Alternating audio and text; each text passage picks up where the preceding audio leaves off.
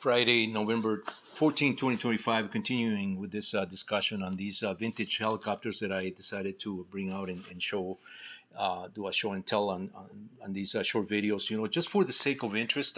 Some of my viewers may find this interesting. I think a good portion of my viewers are heli buffs, they like helicopters.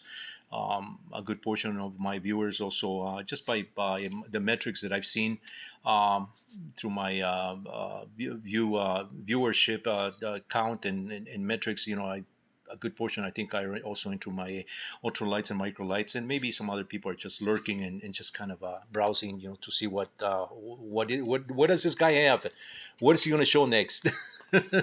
So anyway, this is a helicopter that was manufactured. I don't know when this was manufactured. Actually, I've lost track of that, but it is one that's been sitting in my shelves, on my shelves rather, in my garage, gathering dust. And so I decided to bring it out and just while I'm in the process of cleaning this, do a show and tell video. There may be some other videos that people have done of this particular helicopter. I don't know out there. I have not searched for that or seen any across the many years that I've been doing micro helicopters myself, my own designs.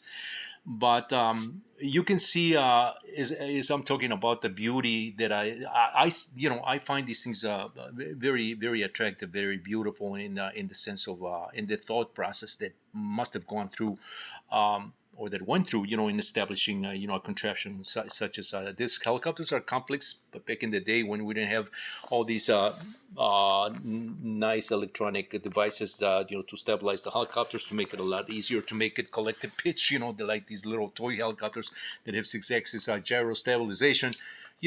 Back in the day, this is what we had. And this is one of the first electrics that caught my interest. And I actually obtained this as a trade with one of my micro helicopters that I was developing at the time that I was developing the micro helicopters back in the 80s.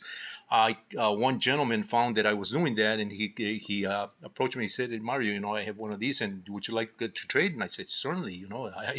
I'll trade you one of mine. Just to have this contraption that was rather new to me at that time. I've never seen this before, but he pointed that out." And so what I have here is I actually have some markings here. This looks like it was a